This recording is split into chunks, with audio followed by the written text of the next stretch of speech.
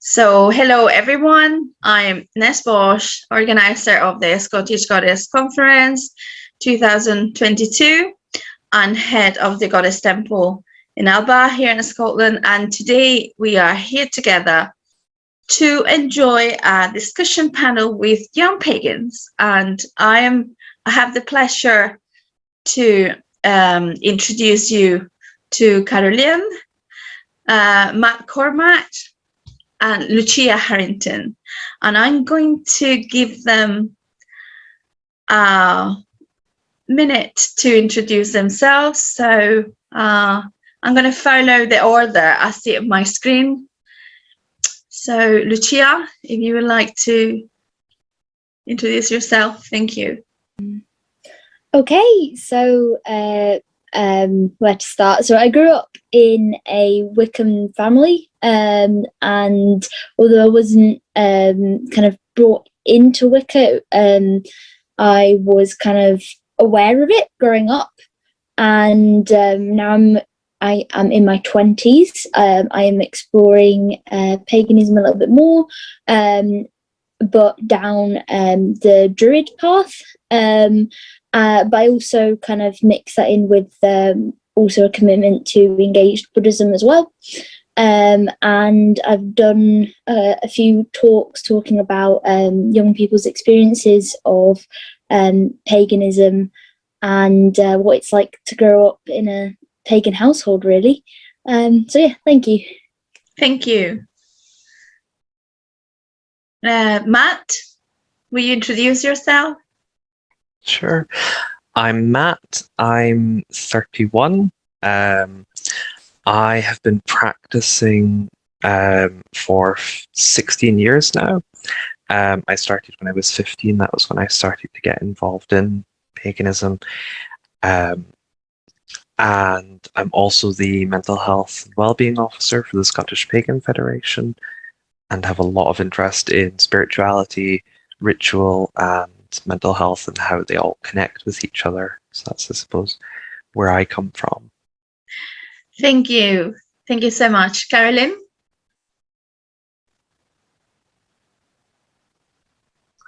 I'm 33, so I feel like I'm probably the oldest of the young pagans. I started practicing 20 years ago. My path started with Wicca and has since diverged into an interest in folk magic, especially from the British Isles, but also from Brittany, which is where my family are from. I'm currently studying history and cultural studies at the University of the Highlands and Islands, and I'm doing my best to find as many folklore, supernatural, witchcraft, and basically occult topics as I can to drag into my degree and basically become an occult historian. Wow, that sounds amazing. Thank you so much for being here. So today, we have gathered this beautiful small group of young pagans because we're going to talk about the current pagan scene and how younger pagans are making their way. We're going to put on the table issues such as prejudice and towards pagan people, that declare themselves to be witches. We're going to talk about pagan rites as well, and maybe talk about pagan figures or books that are inspiring the youngest pagans in the community. And so of course, we intend to put on the table things like TikTok and social media and the influence nowadays among the younger pagans. So I'm going to start asking, okay, because we already have some just wait a minute. Okay, I'm back. Caroline already mentioned that she's into folk magic. And I would like Lucia to tell us, well, she did mention a bit, what she's interested, but I would also like to hear, like, is there like, you mentioned druids, but is there anything else that you explore in your path? What kind of traditions or things you look for when you explore? So, just in TikTok terms, I would be classed as a baby witch. So I'm very much a beginner, because for me, you already kind of mentioned like prejudice against pagans. It wasn't always easy growing up in a pagan household, and I think I only really felt comfortable kind of exploring that when I left home, actually, away from where maybe it was just a very small town. There wasn't really a community as well I could reach out to as such. It was only when I actually got into more actually environmentalist scene that I found other pagans, and I felt more comfortable to kind of explore that. And so following the kind of environmentalist route, I found a lot of druids in environmentalism. They love their tree planting and more, and occupying trees, and I love it. So that's when I started the OBOD training, and I've just started that. But I'm also, so that's the order of Ovates, Bards and Druids, but also that's not limited. So Druidry isn't like the limits of my practice. So I would say that I would I've done goddess work before, particularly with the goddess Artemis or Diana, depending on how you'd like to say that.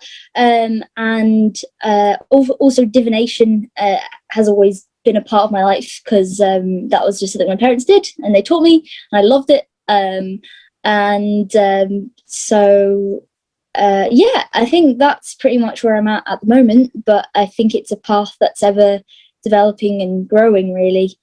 I think it's very interesting you mentioned that once you kind of join environmental groups, you find a lot of pagans, but that's a reality. People does not realize that obviously as pagans or anyone into and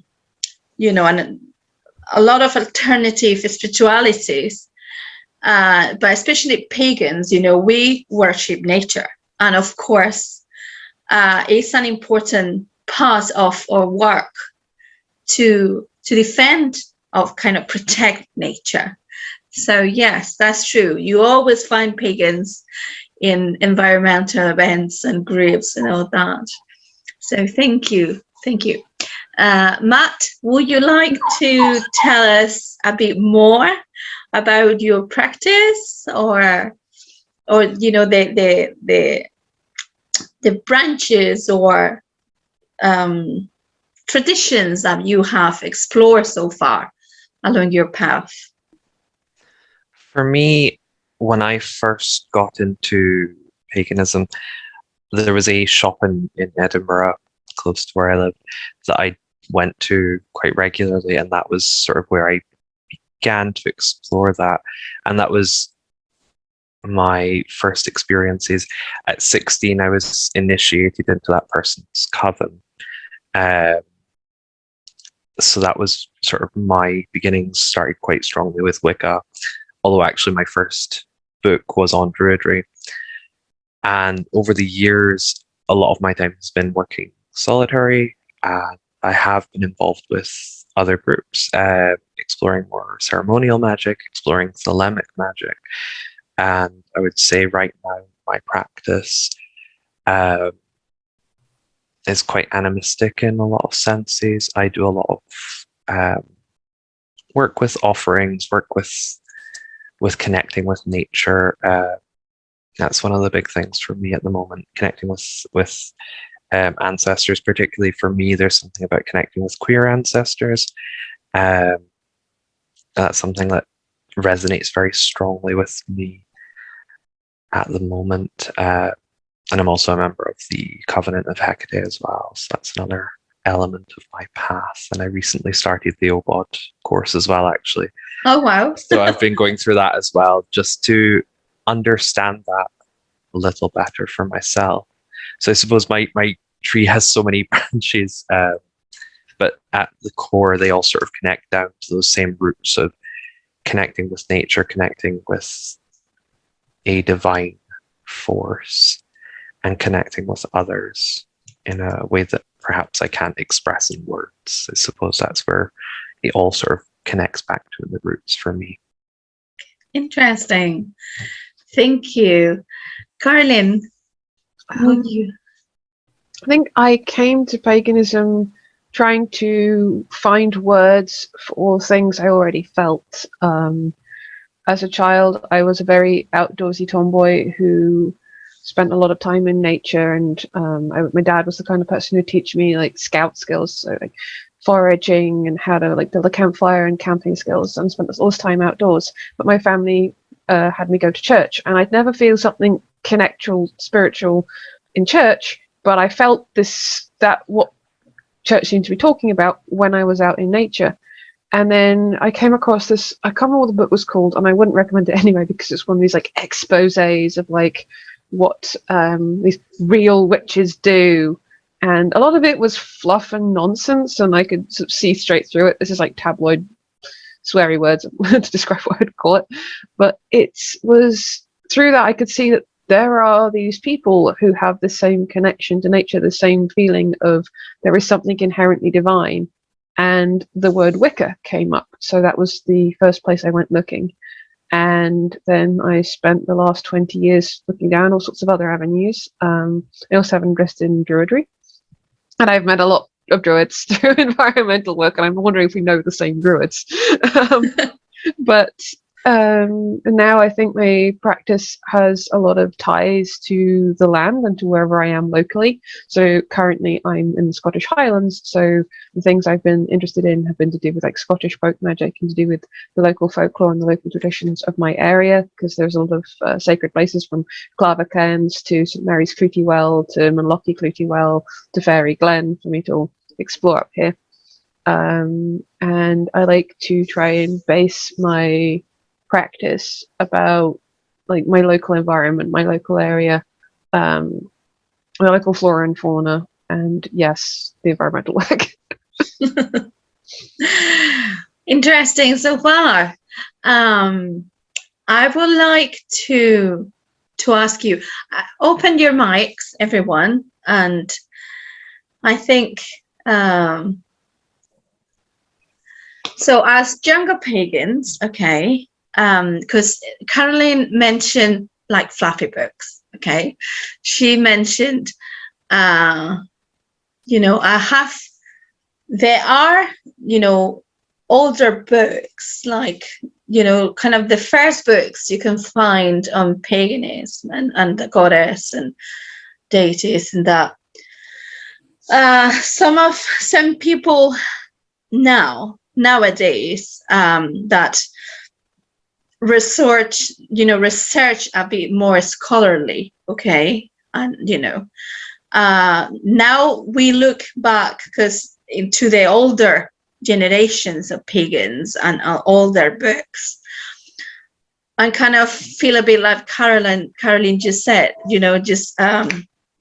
some books we find full of fluffy stuff or nonsense, This book I was reading wasn't aimed at witches. It was one of these books that's like a dramatic expose of a secret cult in the British Isles. Okay. Like completely tabloid nonsense. Okay. But, it's true that we do find older books, that talk about paganism, that with new eyes now and researching properly, and we do find books that are kind of it's not too accurate, let's say, and obviously every year we get more information, we get new information, so obviously some books just get kind of, if the information is too old or is not correct, but when you have to do research, when you pick up a book, what sorts of books would you go for? What sorts? Ooh. What authors could you? What authors do you like? Like you as a younger generation? It depends entirely on what I'm reading for. There's certain things where I'm going to be reading like academic texts or reprints of historical sources. So I've got The Celtic Otherworld, which is a modern reprint of like I think 16th century writing on. I might be getting my books mixed up, but there's certainly I have books that are modern reprints of what people were writing about in, say, the 16th century, because I want to know about, say, how fairies were regarded during witch hunts, because I wrote an essay for that for uni, but also because it's something I found interesting, which is why I chose to write an essay about that for uni. Or I'll be looking into like how people, like the stuff to do with Isabel Gowdy, like her testimony and things like that. That's one set of reading where I'm trying to look at something historically, where I'm trying to look at something and be like, what did people think then? What do people think now? How various scholars interpreted this? That's one field of reading. And there are other books where I read, like, am I looking to write a ritual? Am I looking to see how other people have created a ritual? Then I might go through Scott Cunningham, and I might go through some of the older books, and I might go through some of the newer books and think to myself, okay, like, how have these people done this? How has that person done that? What do I like from this? What are the common threads? How can I adapt this for my situation and the people I know will be coming to this event, etc.? So that's a different kind of reading. If I'm looking for spiritual ideas, I might read, like, pretty much anything, just because I don't tend to read a book to get information from one specific source. I read books to get a lot of perspectives, and then I synthesize from that, like, what for whatever purpose I'm researching. So it's very hard to say what books would, like, because paganism is this vast topic. And I could be reading like Carl Gomm's, like, his wonderful books on Druidry, or I could be reading like the Wikipedia book, or I could be like reading like some like whatever set of new books I found in the Works sort of New Age section, which happened to have witchcraft in the title. So what is the last book you've been reading, for example? Last book I was reading is, where is it? Not next to me. Give me a second. The Poison Path is what it's called, and I've forgotten who's written it. And Okay. It's Poison Path Herbal, and it's this book on poisonous plants, their uses historically, a little bit on what their potential medical uses are, and some they are poisons. And some of the esoteric lore that goes with them. And I found that book was really, really interesting because at the moment, herbalism and folk beliefs around plants is something I'm really interested in. Wow, It's on the shelf. interesting. I might have to look at that one.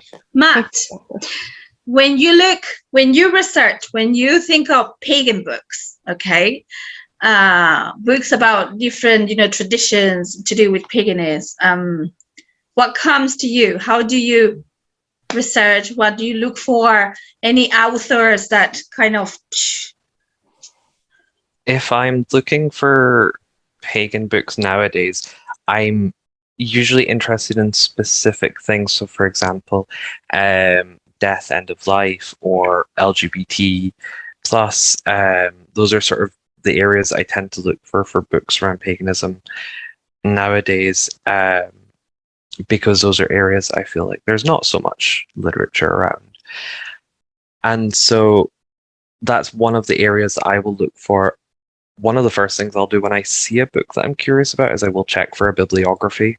That's something that's really, really important to me, that there's research, that I know where the information is coming from, I suppose. And that's just for me, because I find it very useful if someone says this study says this, to be able to then find that study and read it for myself. And so currently I'm reading The Satyr's Kiss by... I know the book. It just came out last month. And I'm also reading... I tend to have a pagan book and a therapy book on the go at the same time. That's just how I tend to work. And the one I'm currently reading is called Healing Symbols in Psychotherapy. And it's around how ritual is used and can be used in psychotherapy, which is my profession. So I find that really interesting, that blending of both spirituality and therapy and how it can be done ethically. And I suppose ethics and ethical ways of working is something that's quite relevant to me. So when I'm looking at books, I'm also looking at those aspects. So yeah, I suppose those are sort of some of the things for me around books. Okay. Yeah. Thank you. And Lucia? Well, it's kind of difficult because I think for me, I wasn't like, say, someone who discovered paganism. I grew up with it, so for me, I could always ask my parents. Good one. Yeah, and the thing is, like, I mean, I guess in terms of like people I know who've written like things that are really good on Wicca, I would suggest like Vivian Crowley, but what was I going to say?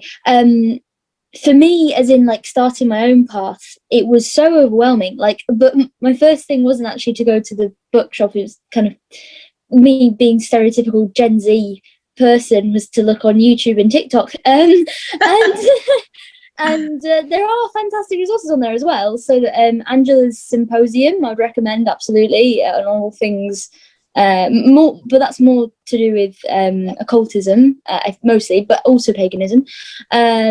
And of course, there was people like Harmony Nice, who got a lot of fame on YouTube as well, talking about Wicca.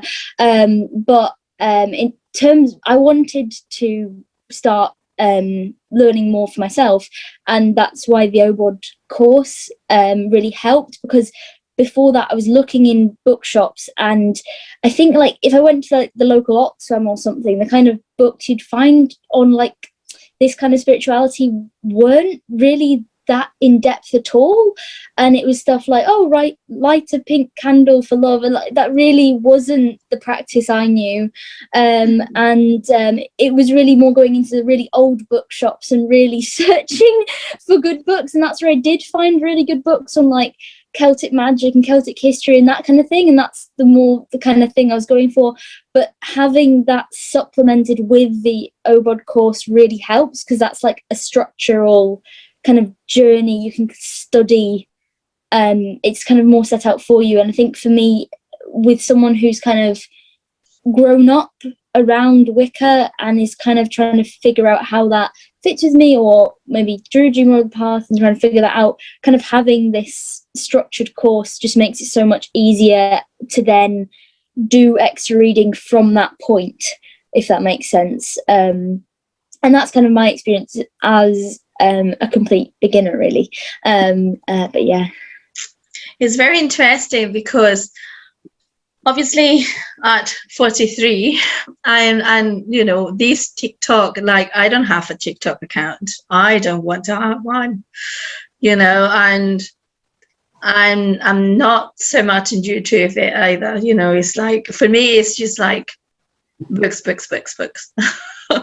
So for me it's books and research. And but it's funny because I do have some, you know, some magical friends that actually open an account in TikTok, and they just go, oh, how funny is this, I saw this, you know, this and that. But it's refreshing to hear that, you know, 3 young pagans actually go for the serious stuff, you know, that you go for the old books or the scholarly books, or I find them on Instagram.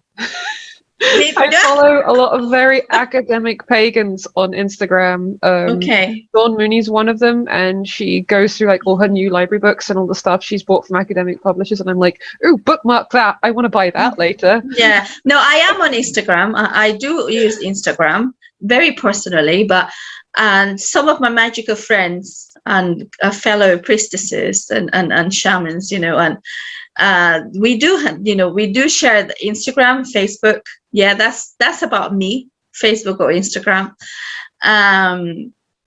But yes, for example, from things I've heard, TikTok is a good resource that some people it is serious, and they share good stuff. But I also heard that the place is just full of nonsense, and that you need to filter. Just to go on to that, because it's really interesting, like what young people I think it's a kind of a weird thing where there are genuine academics now on Instagram, on YouTube, on TikTok, educating about all of this. But there's also there's a lot of misinformation out there with people who are absolute beginners. There's also people who are maybe see witchcraft as kind of more like lesser religion, but like more like just the like hobbycraft, yeah, I guess so.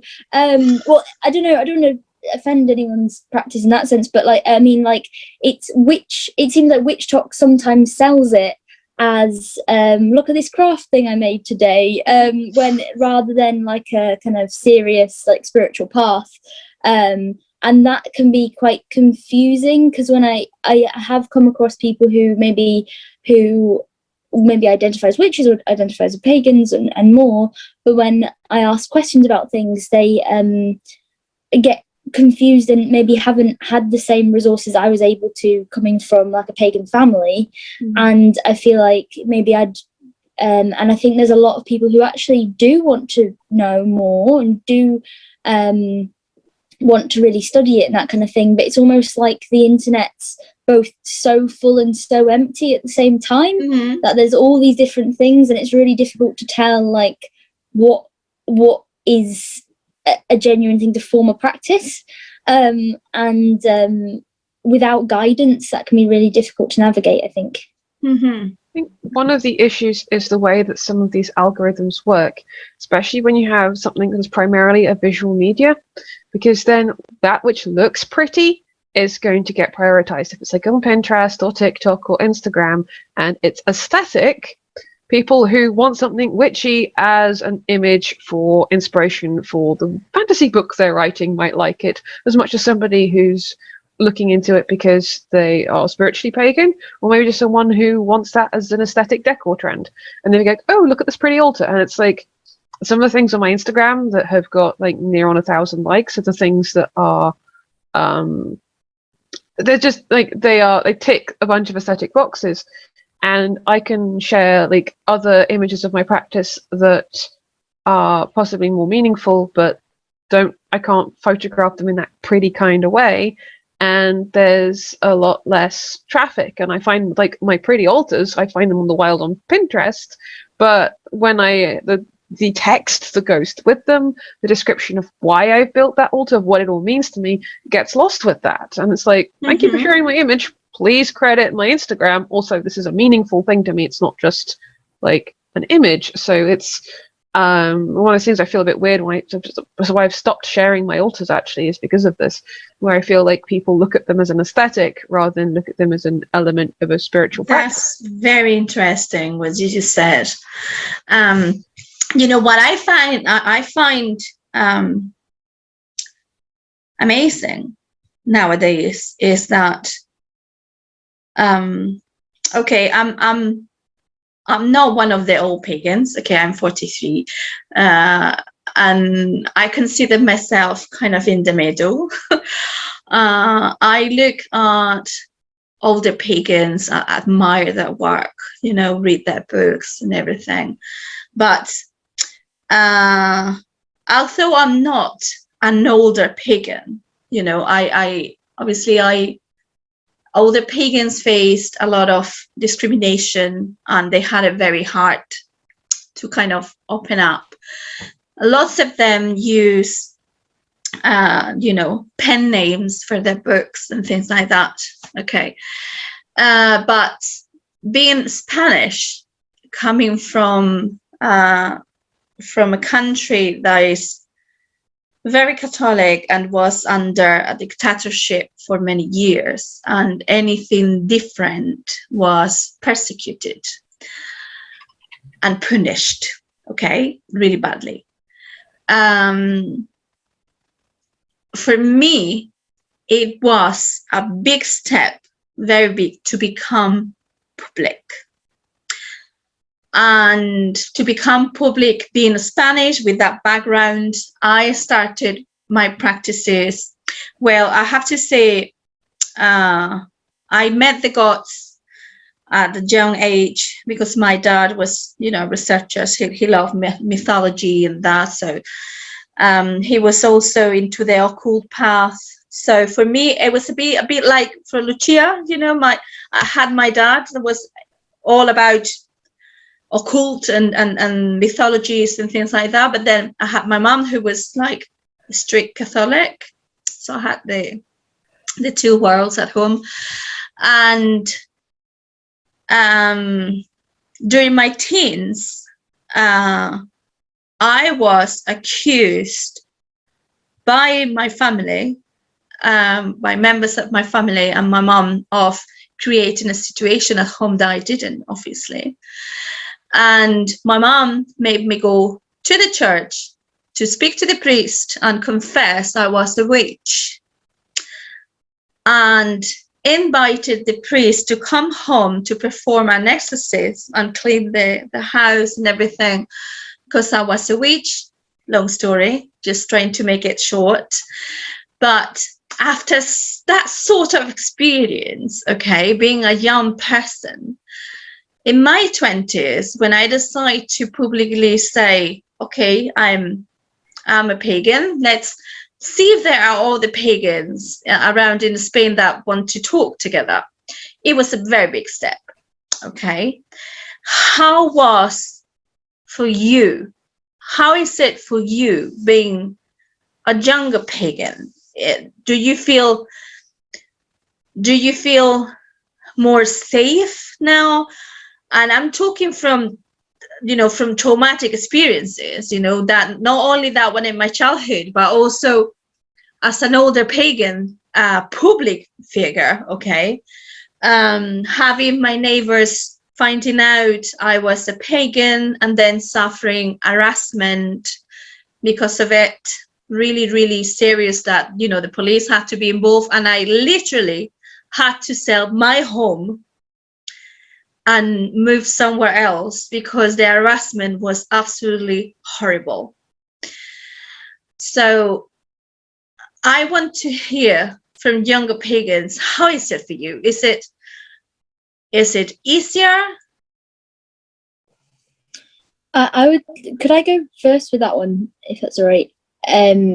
Because I think, like, even in this talk now, I have anxiety talking about this stuff, despite having two Wiccan parents. And the reason for that is that my mom made my dad hide the fact they were Wiccans from me as kids, despite that being a massive part of their life. Their friends being, they didn't hide it completely. We still had friends come around to the house and that kind of thing, but they wouldn't tell us anything about it. And the reason why was because they were scared of me being taken away and my brother being taken away by social services, because in the 80s there was a satanic abuse scandal where kids were literally taken off their families for no reason. It turned out to be just basically some people who had an anti-pagan agenda, and literally people were taken off their families, and that was terrifying. It was terrifying for my mum, and it was only once we were a bit older that when we were asked questions and like my mum was less scared about that, she realised it was more safe now, that we could come out, we could learn more about it, and then we were invited to hand fastings, or like kind of more stereotypical like pagan ceremonies of the Wheel of the Year and things like that. but the lasting effect that has on you as a kid, when your parents also hide that to the community, because the community, despite being a really lovely community in many ways, was still very Christian and conservative. I went to Christian schools. I had very close Christian friends, and there was just the fear of being treated differently. And my mum tried extra hard to keep us included just in case we were treated differently. But still the fear of being rejected by those friends at school, even for talking out, this is to me, even though I'm no longer in much. What I've already done kind of talks about like reasons why I joined environmentalism. It was definitely because I cared about the environment, but because there was people more sympathetic to the pagans also, and it was something I identified with. And that's where I feel safe, because I feel safe to be myself, and because despite I was not like brought into Wicca, it definitely shaped me as a person. But there's still that fear. Because I remember being called a weirdo for so many different things, and I think it's still an anxiety I always have. I'm always kind of deciding how much I should share about this kind of stuff, including this talk. But I want to be able to kind of destigmatize by speaking openly about it, and this is why I do these talks. But it's still tricky, I think. Yeah, but Lucia, the reason for this discussion panel, and knowing where you're coming from, and with my experiences and everything, you are the daughter of pagans, and you grew up, and I got my children, and I do I don't know where it's going to the school and meeting some moms, and I remember meeting this Filipino mom, and she was talking about, she was going to the church with her daughter, blah blah blah. Will I let Sophie go? And come to say no, no, my daughter does not go to church because I am a pagan, and saying this with fear.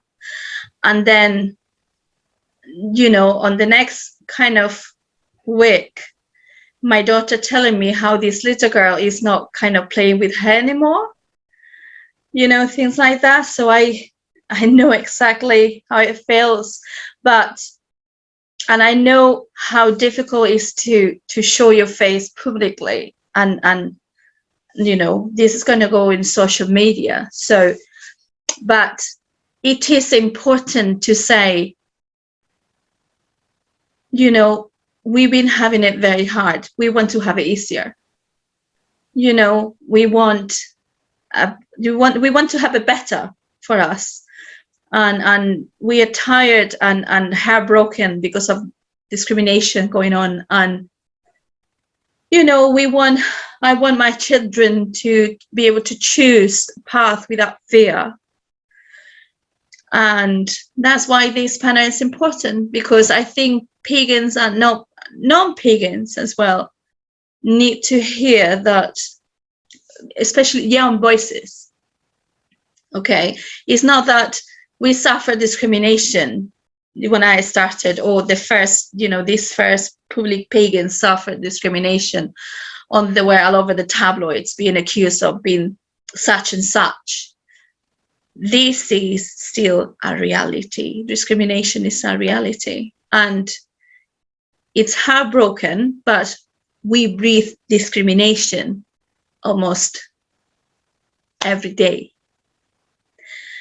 So thank you, Lucia, and thank you everyone that is here today, because I know we've been public, but it's also necessary for people to listen and to hear us and to learn about the pain of being who we are. So Matt, would you like to share with us? For me, I don't know how I feel about it in terms of being quite open about my faith. I have written about it in therapy journals, so I suppose it's quite quite public, and especially with being the mental health officer for the Scottish Pagan Federation, it's quite open about me being a practicing pagan. That's not something that's hidden, I suppose, from the world. For me, I suppose growing up, sort of when I started practicing from 15, there was a lot of questions about whether or not it felt safe or whether it felt okay to share about that. And that's something that's been a part of my journey of being okay with sharing that with others. And I suppose during lockdown in 2020, I was using some of that time to spend on exploring that deeper and doing a bit more reflective writing on where that comes from, and sort of unpicking that, very much using my therapy training to explore that and those origins around where is this discomfort coming from, what does it mean, what is it telling me. And that really helped me with understanding that and accepting those elements. I don't know if I have experienced huge amounts of discrimination personally, but I know from conversations I've had, from therapy literature that I've read, that a lot of pagans are afraid to share about their beliefs with, particularly with mental health professionals.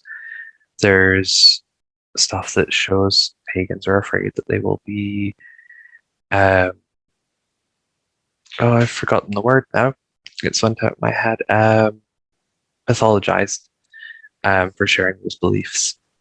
And so that's also something that I'm really trying to destigmatize and to challenge and help other mental health professionals know that this is a faith, it's a belief system, it's not a mental illness. And so that's something that's really important for me, that other professionals understand that as well.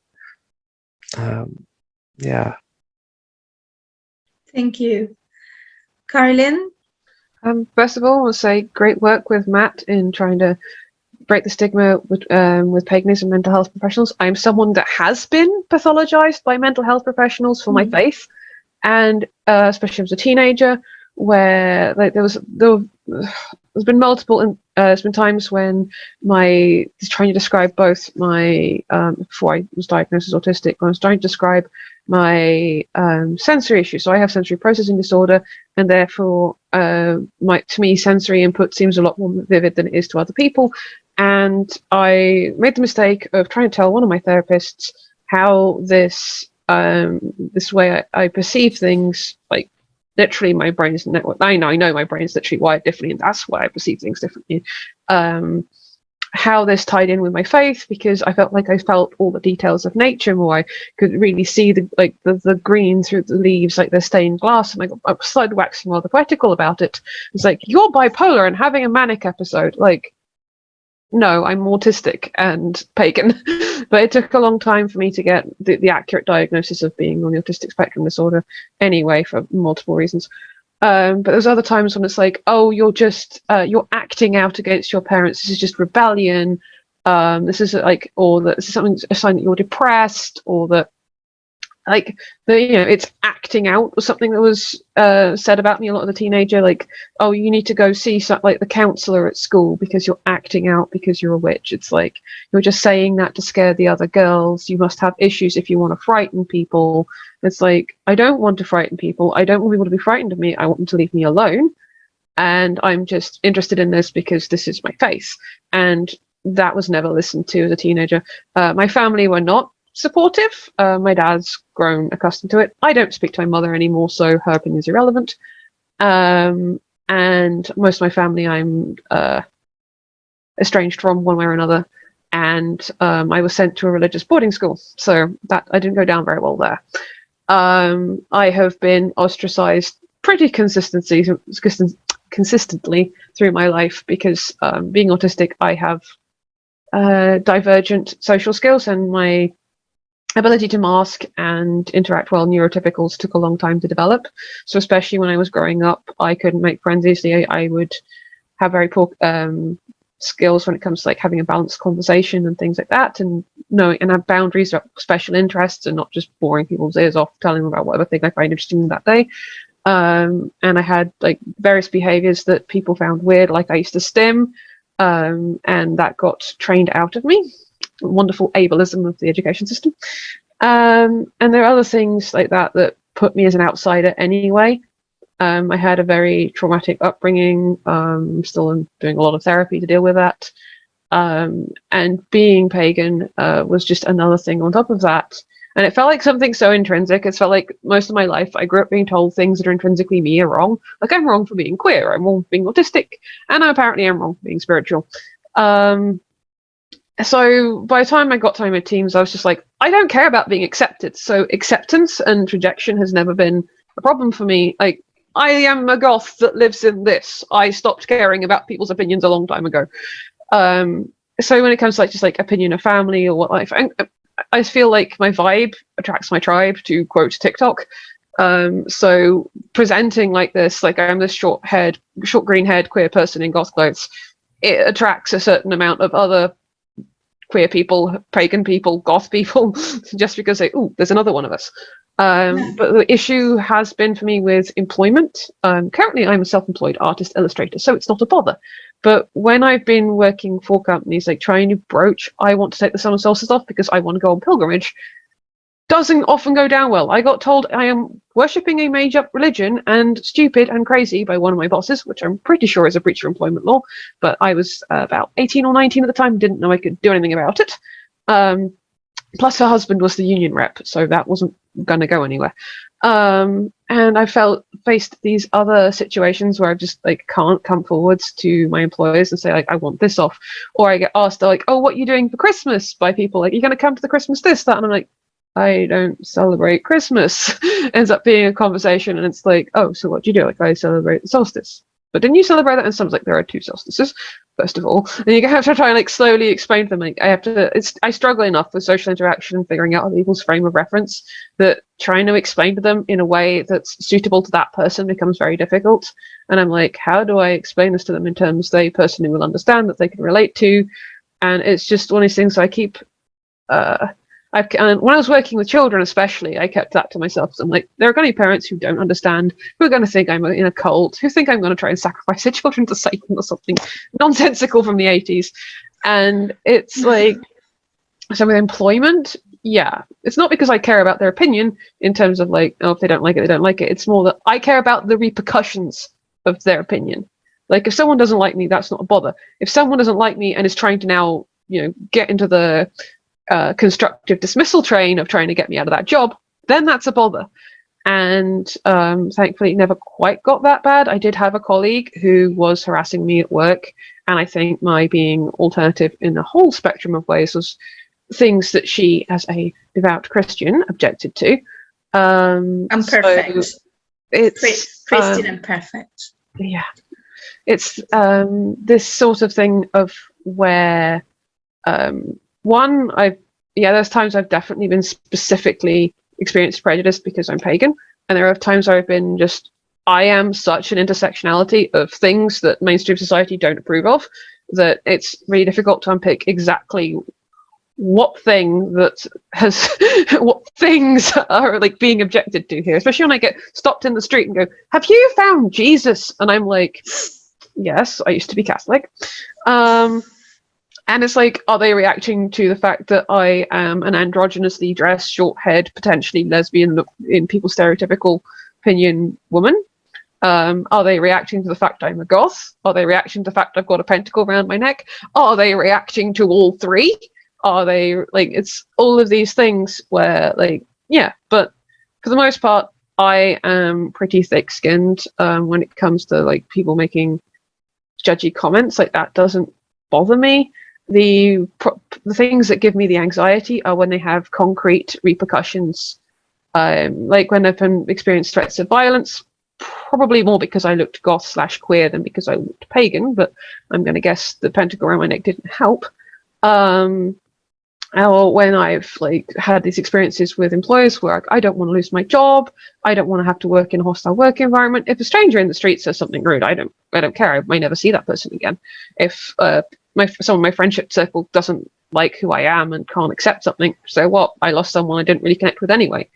But to have these things where there's these real life repercussions that can make my life significantly worse, that's where it's a problem. Yeah, I totally agree. Having to sell my home and move into a place I didn't like just because I had nowhere else to go, it was bad. So I know, and I want to ask, is it social media, TikTok, or this, what we're talking about, is it really helping? Is it really better now? Is it easier to be a pagan?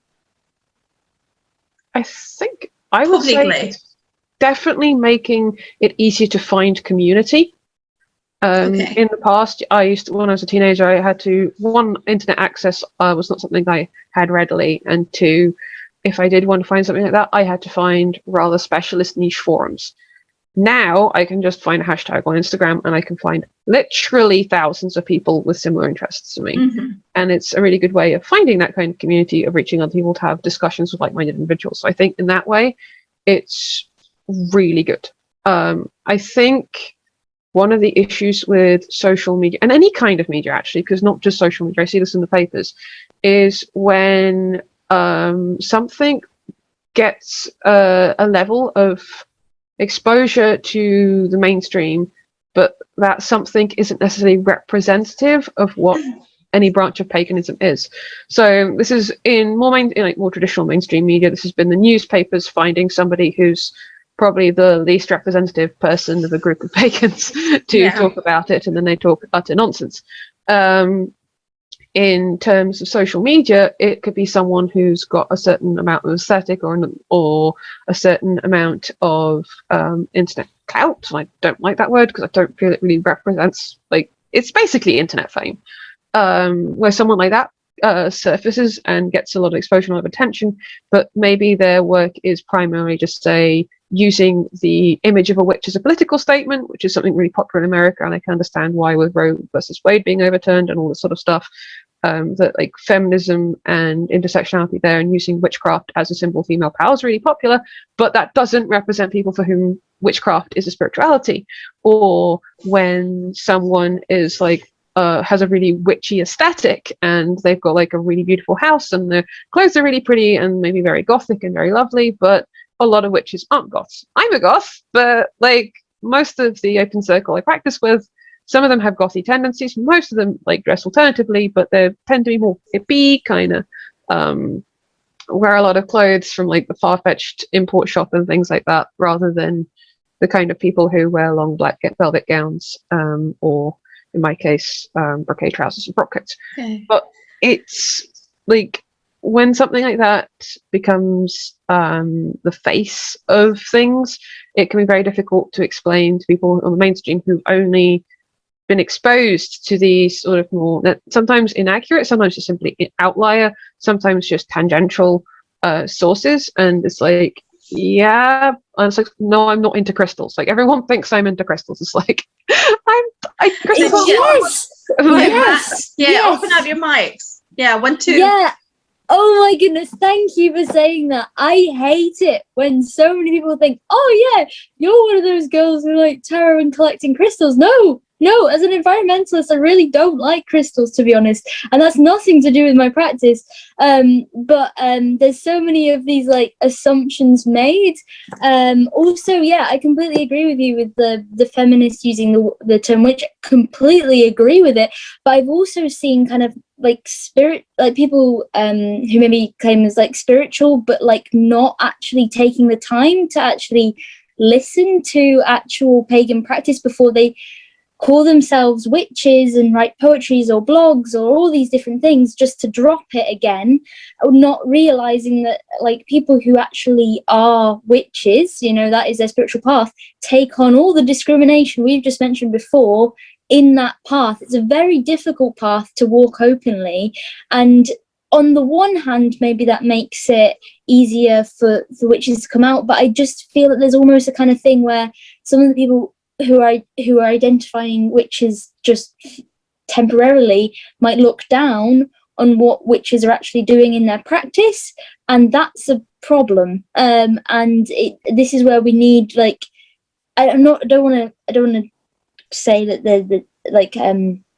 create boundaries of what's witch and what's not. That's very difficult. That's not what I'm saying. I'm just saying that, like, it is a genuine path and it should be respected as that, and that it's not a style and that kind of thing, but it's very difficult when, you know, I've had a lot of people who say, oh, I look quite witchy and quite Stevie Nicks today, because again, this is a massive trend on TikTok and the rest, but that is, I've seen people who say that who also have said a lot of the stuff I do is like they're kind of scared of, and that just blows my mind and makes me feel even more lonely sometimes. But also, following what Carolyn was saying, TikTok, Instagram, those kind of things are the things that I do find community in, and I just love, the reason why I love Witch Talk is just because there's a really funny sense of humour, witch jokes, and I just find being around that really funny and makes me feel less weird, I guess, which is really nice. So you find it helpful, you know, this window to social media and when TikTok, you find the right serious people, I guess, the people who know their stuff and are respectful to it, you know, that is great. But when it's, again, also a business, you know, like these things, like people use like there's like businesses selling to this aesthetic. You can buy the witchy outfit just packaged to you. You can buy crystals once a month. You can buy all of this stuff, you know. It's also a marketing strategy, and from that you kind of lose the kind of where the roots have come from. And it's just kind of making people aware of how to differentiate these different things, I think. Okay. And Matt, what do you think? I don't have TikTok. I don't have Instagram. So my experience of those two worlds is quite limited. I suppose for me, I don't tend to use social media so much. These days, mostly I use it for messaging people that I have known for many years. It's very much, that's the main use of social media I have, keeping in touch with friends and family. So I suppose I'm not the best one to say about what TikTok and Instagram are like and if they're good or not. I have a Twitter account, and so I will very occasionally post things there, but it's very infrequent. I have seen some very good people on Twitter sharing their books, sharing their work, such as Thorn Mooney, who's already been mentioned, Cassandra Snow, various people, and often it will be a case of if they've shared a book or something, I'll go away and look into that, or there might be an article that's really, really interesting to me. So in that sense, I've found it very useful. And even though it's not TikTok or Instagram, I do see sort of that information comes through eventually on Twitter. And so I at least have an awareness of maybe what's going on in some of those communities, even if I'm not part of them. I suppose for me, I find myself quite tired and don't have the energy to engage with a lot of things online. And so that's one of the reasons why I don't, because I don't want to try to start that relationship with people and start that engagement around these discussions and then not be able to continue those with energy. So that's one of the reasons I don't go on a lot of these. Mm-hmm. Just before, also, like, there's also not just like social media, but also in other media, like TV series and that kind of thing. Like, because like I don't know. How was Sabrina? You know, Sabrina. I actually was interviewed by one of these TV channel magazine online. You know, they look for two witches to actually give an opinion about Sabrina. and I was interviewed years ago about that. And yeah, I remember when I was young, we used to watch Charmed, you know, and for many, it was, everybody thought that whatever was going on in the series was for real, or that was what being a witch was, you know. So yes, is there, you know, is there, because I don't watch TV, is there something going on at the minute? So I guess like on Sabrina, so I like the series as like a story. I like the teen witch genre. But what I find strange about it is that, so they've got occultist references going throughout that series, like Yeah. pretty on, you know, they've done their research. But then they're Yes. telling it within a context where the witches are like cannibals and like Satan worshippers, like all the stereotypes that Yeah. it almost seems like more from the Christian perspective of what Yeah. witches are, and then the fight between those sides. And that's where I felt, well, although I love like spotting the references Yeah. and I love the story, and I actually find some kind of relation to Sabrina in the fact she's trying to choose between the world of the witches and the world of just staying quiet with her friends. Like I was really, there's a part of me that is upset if that's the way they chose to represent the witches, because that again makes it all seem like those occultist practices are devil worship, etc., and that's not what it is at all. I have to say, I agree. I completely agree with you. You know, I have to say, when they interviewed me, I hadn't seen a single episode of the series, so I had to prepare. I had to actually watch for the interview. Okay, so, and I was shocked at the research. I was thinking, they know what they're writing about. They know what they, but it's like, why did you present it like this? It's like, you could see they were serious about research, but then the way they put it together, it was like, no. I like as its own in universe story where like satanic forces and demons are very real, and very as sort of inspired by like the black masses described in Testimonies of the Witch Hunts and things like that. I find that really fascinating, and I really enjoy it as like a gothic story. I would have liked it a lot better if they hadn't included any references to real world witchcraft. Like I like spotting that. Yeah. I know, but like, that's the issue. Gothic. That's the issue. I think that they use proper references. You know, like the research was clear. You know, they've done good research, but why do you do this? You know, why do you present it in this way? Because it's not correct.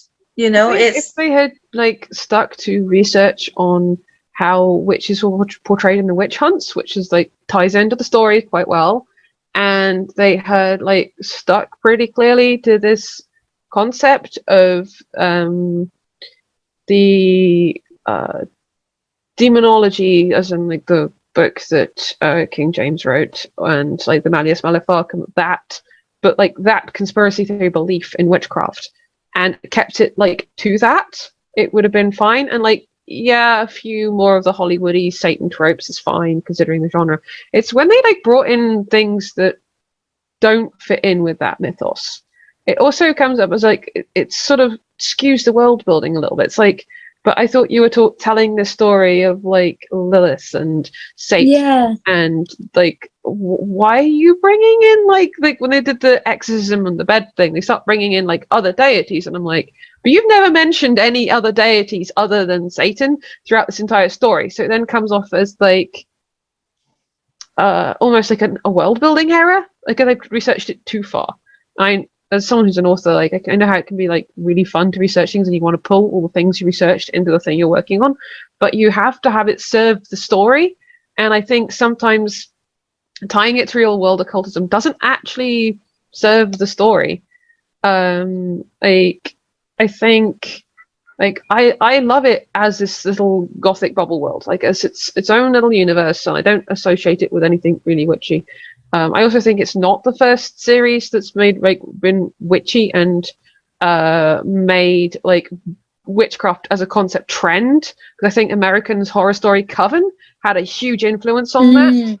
And I think so like, and for me in the 90s, the movie that made everyone like the people referenced was The Craft. Yeah. And God, Obviously. I was chased by some school bullies who had scissors who were shouting "witch bitch" at me at one point. So I never wanted to watch that film, which is a real shame, because it's taken me until like late into adulthood to be able to watch that film, because Nancy's cool and like, the film is brilliant, and I The really film enjoy is it. really, really good. People were It's really good. It's what my was favourite something film. that's a complete fantasy, like a fantasy horror, and applying it and thinking that's how real world witches work, and not being like, this is like, you'd think from the events of the story that people would be able to differentiate. And like it was really when like the generation below me, like the people about 10-15 years younger than me, were starting to have like pins that say "We are the weirdos, mister," and like "witch bitch" as like a lapel pin, and I'm like, this is like the slurs that were thrown at me when I was like as a teenager, and like it was like a young, like slightly young as a tween, and being like called this, and it's like, to me it was really weird to be like, to see people like claiming that. And now I have my own "We are the weirdos, mister" patch for a jacket, so yeah, I've worked through that. But it's like, these things can be like, when there isn't a good example of what real pagans do, people will latch onto the closest thing, which a lot of the time is fantasy, and which is like, being as a horror trope means that we get a lot of negative stereotypes. And yeah, I know being a goth is really going to compound that with the Nancy, but it's like, it's frustrating that there aren't It more. should be a little, I think, from, talking about movies and TV and all that, I think they should have a witch consultant or pagan consultant when they do, the same way when they do a historical movie. And, I remember, because, well, what's the name of King Arthur? In this movie, they hire a historical consultant to make sure everything is kind of following the story, and I think when they produce series or movies that relate to witchcraft or pagans, I think they should have a consultant, to make sure they're not going to, to cause harm, or to, to create something that could make someone outside of that world to judge the neighbor. Because I think it's, personally, I would do it slightly differently to that. I think it's fine to have like scary, evil, satanic witches in fantasy and fiction. And what I think the issue would, to me, is not so much that these like scary, negative witches exist, because I love gothic horror. I will consume as much of that as I want. It's the fact that people don't know the difference between like gothic horror and real life. And I think the main issue with that is that we don't have solid representation in non-gothic horror situations. Like, even like I would never go to gothic horror expecting anything in that to like really relate to real life too much. I mean, yeah, I believe in ghosts and I believe in a few other supernatural things that turn up in gothic horrors. But to me, that's like, I'm watching this as just pure entertainment. And I have plenty of exposure to paganism. I've got 20 years of living it to have a different frame of reference for what paganism is, and I can draw that line nice and neatly. What most people outside paganism don't have is a situation where there's a pagan in a TV show or in a film or a series who isn't there either as like the little psychic character that comes up and says, like, gives you a tarot reading and tells the main character that they're going to fall in love if it's a rom-com, or is like the evil witch if it's I guess a horror, or like a young teen dabbling in the occult who then gets like sucked in. but I think you don't see an ordinary witch. I think the issue is mainly education. Definitely an education thing. And I see that the issue is mainly because, it should be at schools, children should be taught about paganism as any other any other religions. Like, I remember, I was lucky enough for 1 year that someone brought to school this history of religions and traditions or whatever, and we studied like everything. It was experimental, and I was like, wow, I love this. And I thought that everyone should go through that class to learn about different traditions, and that to just to open your mind. And I think one of the issues is that people is uneducated. I think this, even when you have a broader religious education in schools, it tends to be Christianity first, and then maybe Islam and Judaism get explained, and then if you're lucky you get a brief overview of Hinduism and Buddhism. There is very little outside of monotheism that's discussed. I don't know if people think like, oh, children aren't going to get their heads around the idea that Hindus believe in lots of deities, or actually more complicated cosmology than that, but kids will see it as lots of deities, or that or like what Buddhism is at all, because that doesn't have a god in the same way that like monotheistic religion does, and all these sort of things, where it's like, no, just let them learn about it. So paganism is one of those things. Like, you could give a brief overview of Wicca and Druidry, and it would make sense. Like, I was so happy once when I was at Catholic boarding school, and they had like a calendar in the RE classroom that had each month, they hadn't checked it, but they had each month a different religion.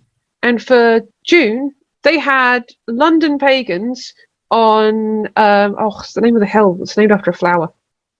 I can't remember, but they're up on that hill in their druid robes, and they're having a ceremony to celebrate the solstice. And it was actual representation of real pagans doing real pagan stuff. I'd never seen that in anything in a school before. Like, my school definitely, because it was a religious school, would never have anything on like Wicca or paganism in the school library. But even when I went to like the public library, you had a few things in the New Age section, which wasn't what I was looking for. And you had maybe a book on Wicca or a book on Druidry, if you're lucky. Like, there isn't the education to the general public of what we're about. And then when we're in the newspapers, it's so often it's like sensationalized. And like a couple of years ago, the Daily Mail got away with saying, I think it was something about us sacrificing goats or us bestializing goats, either something awful like that came up, involved goats anyway. And major complaints were put into the press committee of, like, I've got my brain is tired today, but press complaints committee, that's it. Like, people complained about this, but it was upheld because it's deemed an opinion piece. And it's like, you shouldn't be able to, like, if you can't say that about Jews or Muslims in a mainstream paper, or you certainly won't be able to say, you certainly wouldn't say that about Christians. Why is it okay to say that about pagans? And I know, like, it's still this problem that there isn't enough representation of just pagans as ordinary people with a religion. But that's why organizations, but we're just people. That's why organizations like Pagan Federation International, or Pagan Federation in England, Scottish Pagan Federation, and on my side, I founded the Scotta Goddess Temple. Now it's the Goddess Temple Alba. That's where organizations are important, and the work organizations do. And the Scottish Pagan Federation carry out a survey about discrimination, and the results of that survey were tremendously sad because of the amount of discrimination that is going on in Scotland for pagans. And they took that survey, to the government. They hopefully the survey reached Nicola Sturgeon at one point, but but then they never went back to the organization. It's like, we have taken the time and money to do this, to approach the government with numbers and facts that say, this is going on, this is not all right, we need help. And yet government doesn't do anything about it, and it's like, that's why organizations needs to keep pushing, and it's important to, so they represent. I don't know if Mark wants to say something about it. Can being I part of the- make a correction to what I said? Pardon?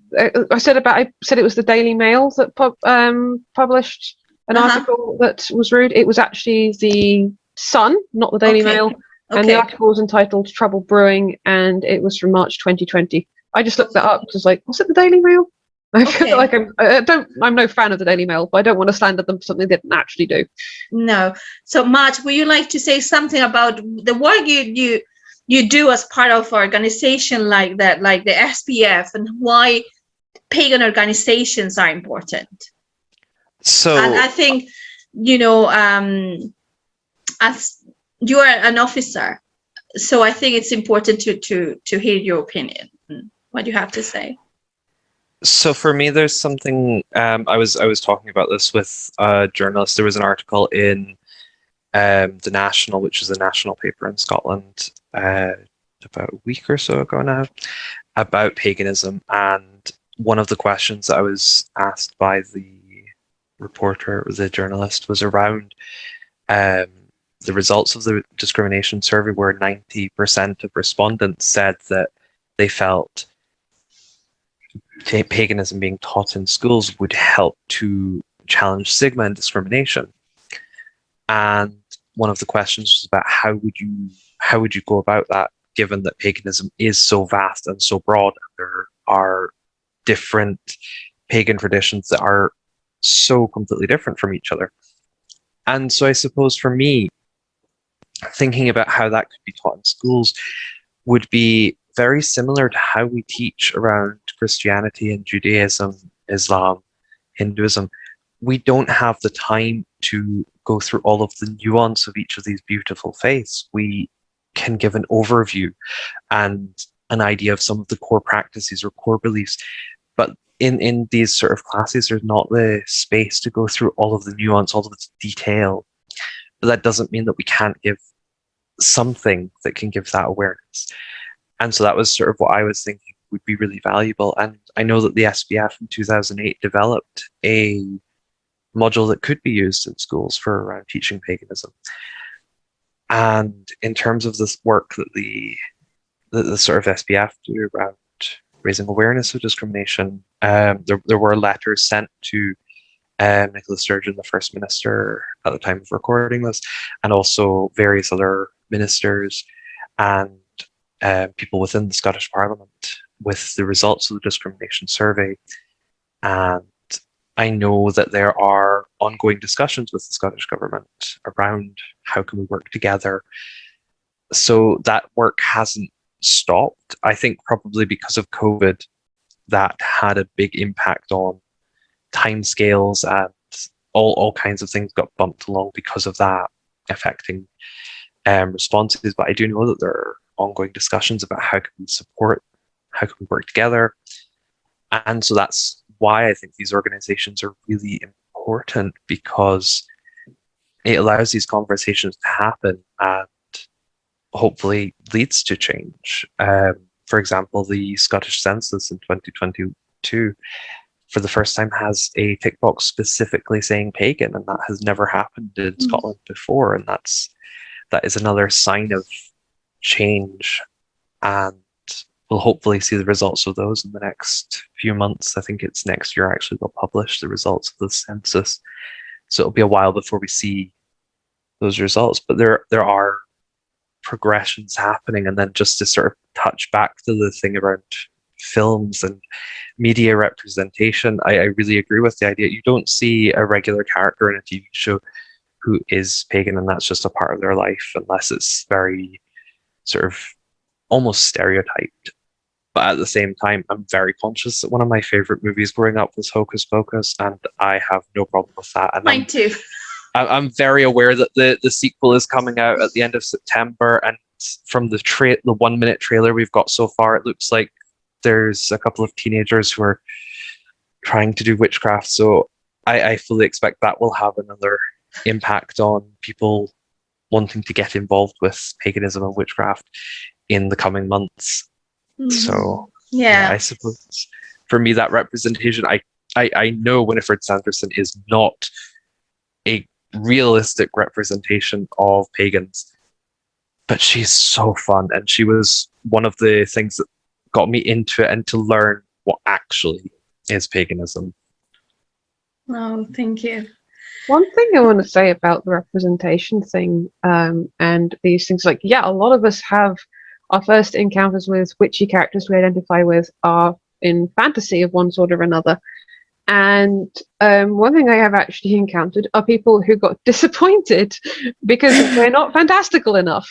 Like, in real life, we do not do especially the more impossible things. Brooms. My broom does not fly. But it's like people who come to, like, they think that, you know, they've seen this very magical, very otherworldly, almost escapist thing. And don't get me wrong, I love LARP and I love tabletop role-playing games, and I love a bit of escapism. I don't think there's anything wrong with that. It's just that when people then realize that we also don't live one of those pretty reels or TikToks like 24 hours a day. And it's like, so no, I am not currently gallivanting through a forest barefoot. I'm going to get ticks and leeches. I'm in Scotland. I'm not going to go gallivanting through the forest barefoot. We're real people. We do normal stuff, you know. We take our children to school. And I come across people who, instead of being like negative and being like, oh, you sacrifice goats or do something diabolical at the weekend, it's like, oh, so you don't actually spend all your weekends up a tree, like communing with Mother Nature and making friends with birds. It's like, I have to go and do my groceries. I have Exactly. I have normal person problems I have to deal with.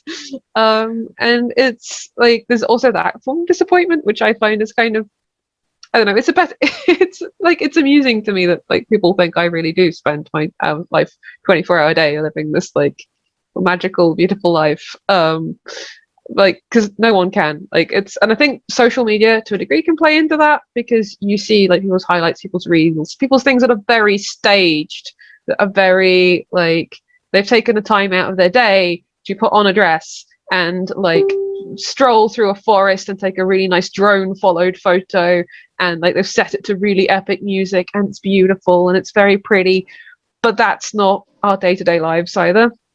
Like, it's a positive stereotype, but again, it's like and even for someone like me who really does live the witchy aesthetic 24/7, like even I'm not doing that.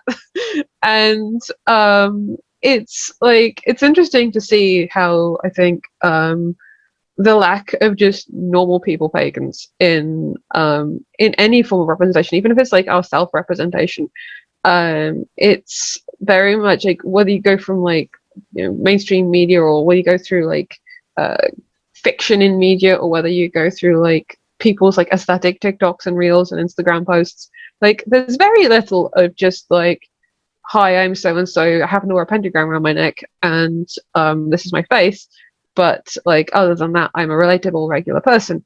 I am probably not the poster child for a relatable regular person, but there's certainly like, I feel like I'm kind of conscious of like, I am this really gothic, stereotypical kind of witchy person, but it's like, I feel like we need more visibility of just like this could be your neighbor Sarah, this could be your cousin Jim, this could be like your friend Ashley or whatever. Like, it's just some random, ordinary, normal, just regular Joe. I don't like that phrase. Like, why is Joe regular? Sorry. Lucia? Yeah, I just want like normalizing of it. Yeah. Lucia, what's your take? I guess it's I guess it's kind of tricky. I think I have 2 points. One is that it's difficult to teach about a practice that has also, in some ways, in some aspects, also tried to be hidden sometimes in the esoteric nature or the initiatory nature. So that would be a hurdle, but that is not a barrier, right? So it's like, how do we talk about the stuff that's open? How do we respect the stuff that might be closed? And I'm seeing more conversations online about this coming up, which is really interesting. But also, what was I going to say? Anti-discrimination in general, all forms of discrimination, is not taught enough in schools at all. And I feel like I only really got that training through my community worker training. And really, anti-discrimination is huge, and it's a lifelong learning practice, really. And anti-discrimination in regards to religious practice, I think in general, is often avoided because of how personal it is to people. But it's something that needs to be talked about, and it's. I think there's a problem where people are like, okay, we shouldn't discriminate against religion, but how do we not discriminate against religion, and how kind of subtle discrimination can be actually sometimes in the form of exclusion, the form of laughing at stuff they don't see serious as a religion, but is very serious to the person practicing it. You know, I think Interfaith is doing a really good job of that.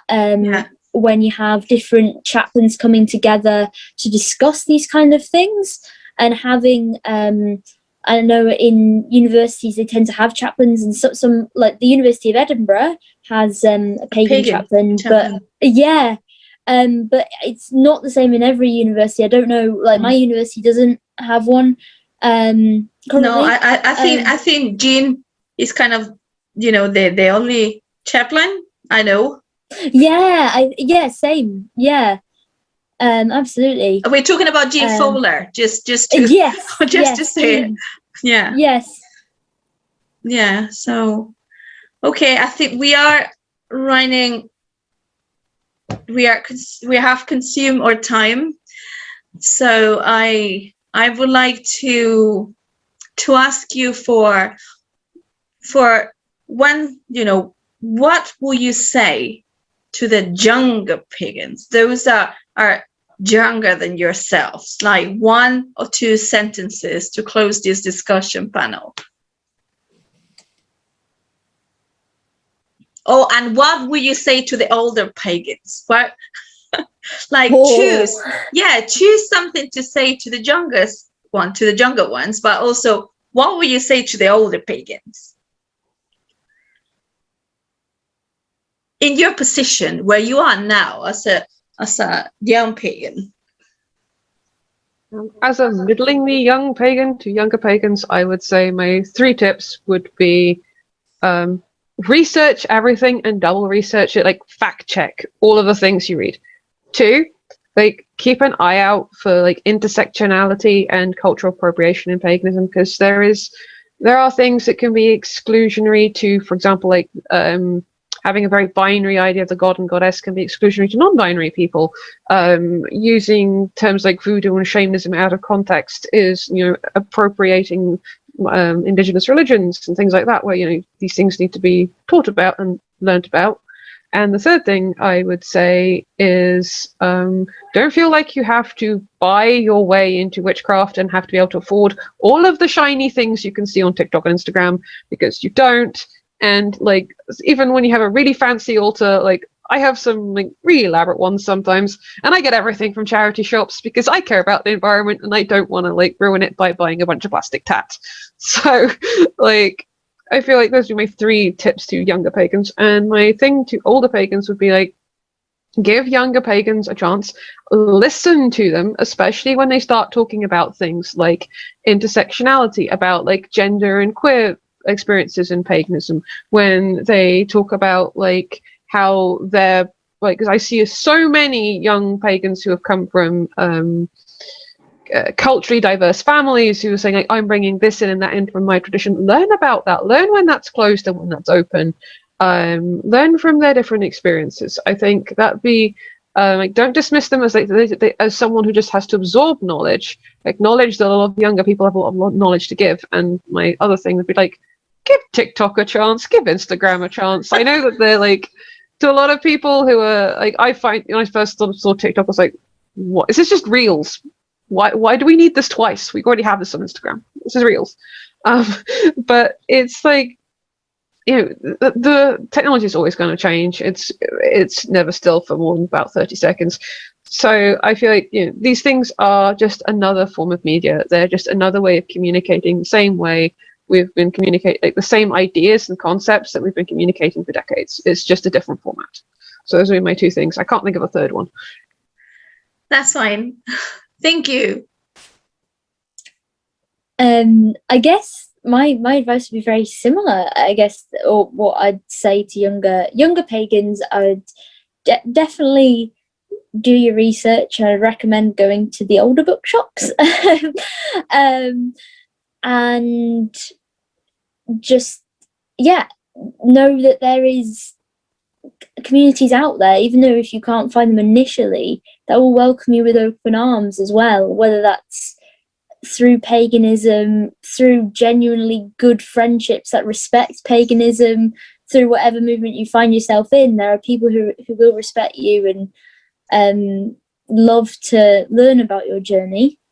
And for older pagans, I would say, very similar statements. Just keep learning about how to about anti-discrimination within the practice, because I think this is something it's a lifelong learning process we're all going through, and just to keep learning no matter how long you've been in the practice. And maybe if young pagans come up and they might know lots of trends but not quite know the practice yet, just be patient with them and direct them to the right resources, because it's quite tricky to find out where to go to start off with. I think that's what I'd say. Thank you. You know, and Caroline and Lucia, and I'm loving this so far. Matt, what will you say to them, to either group? So for younger pagans, I think something that very much connects to my own story and my own experience, I think is important, is to trust your instincts, and that it's okay to walk away from some groups. That that's also important. Yeah. That it's okay to trust your instincts and to not get involved with something. Thinking back to my experiences as a 16-year-old, that's something I think I could have done with knowing a bit more, and be interested particularly in the stuff that's already been said already. There are books around race and paganism. There's a book called what's it called? Bringing Race to the Table. There's books on queer magic and queering your craft and various other books, really, really useful to learn about these things as you start your path. And also get in touch, talk. That's probably what I would say. Do get in touch if you want to talk.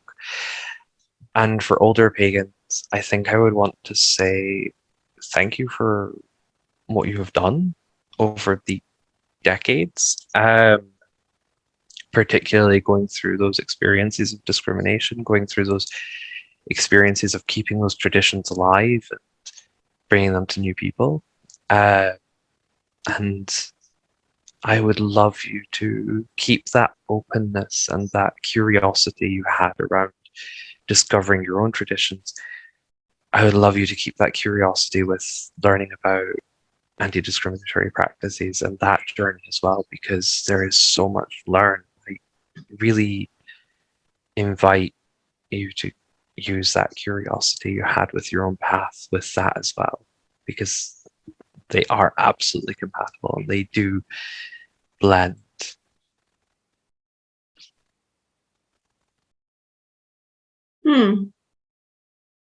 Thank you. You know, this discussion panel has been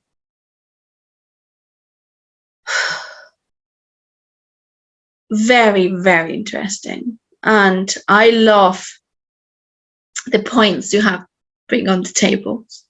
And I really hope those who are to watch this discussion panel will find it interesting, but also educational. And yes, I want to thank you, Matt, Caroline, and Lucia, because I think this discussion panel might help some people.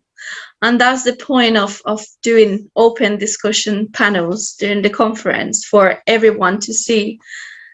And, you know, I created this concept for the conference to have something educational, you know, something to contribute to the public, you know, being open. And I think this will be exactly what it's meant to be. So thank you very much, each one of you. And I don't know if you want to say goodbye but, you know, I just want to say thank you. Thank you so much. I'd like to say thank you for hosting this and giving us the opportunity to speak. I think you've put together a really interesting panel, and hopefully this will help people. Yeah, I just want to say thank you for putting all the work you've done into the conference. I know it's been a lot of work, and yeah, I think you just the topics of discussion were just absolutely on point and on the ball with like what I feel is really relevant now and needs to be talked about. So yeah, it's been lovely to be a part of it. Thank you. Yes, thank you for organizing this panel and for inviting me and for considering me a young pagan. That was very lovely. Thank you. Thank you, Matt. Well, so that's us. And again, thank you, the three of you. There were another 2 young pagans to be part of this. Last minute, one of them couldn't attend because of personal circumstances, and I failed to communicate with the other, but I hope they will enjoy this very, very much. So thank you again. I see you on the internet. Bye. Thank you.